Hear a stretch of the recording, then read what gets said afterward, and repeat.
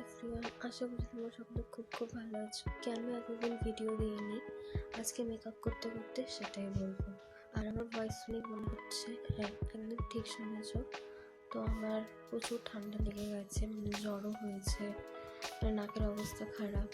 তো তাও ভাবলাম অনেকদিন তোমাদের সাথে ভিডিও শেয়ার করিনি, তাই আজকে এই ভিডিওটা তোমাদের জন্য বানাচ্ছি। কেমন তোমাদের এই ভিডিওটা লাগলো, তোমরা নেক্সট কি ভিডিও দেখতে চাও সেটা আমাকে কমেন্ট করতে একদম ভুলবে না। তো আমি এখানে ময়শ্চারাইজার লাগাচ্ছি বায়োটিকের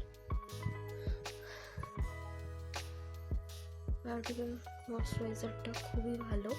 তোমরা যারা ইউজ করছো তোমরা জানো কেমন।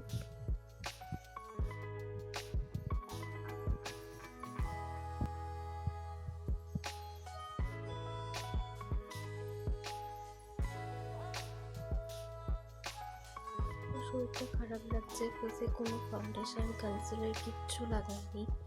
দেখতেই পাচ্ছ ডার্ক সার্কেল এখান থেকে দেখা যাচ্ছে, খুবই বাজে লাগছে।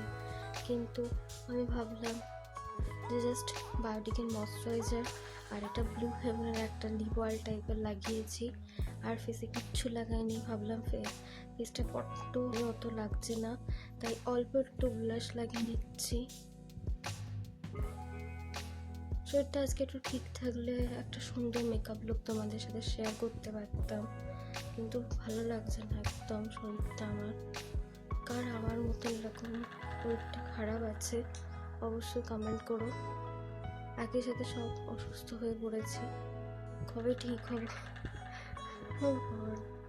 ওষুধ পের ওষুধ চলছে, জ্বরের ওষুধ খাওয়া, বেটার খাওয়া কর।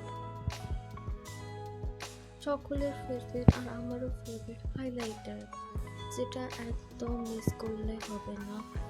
মানে শরীরটা খারাপ থাকার পরও আমি ভাবছি হাইলাইটার লাগাবো।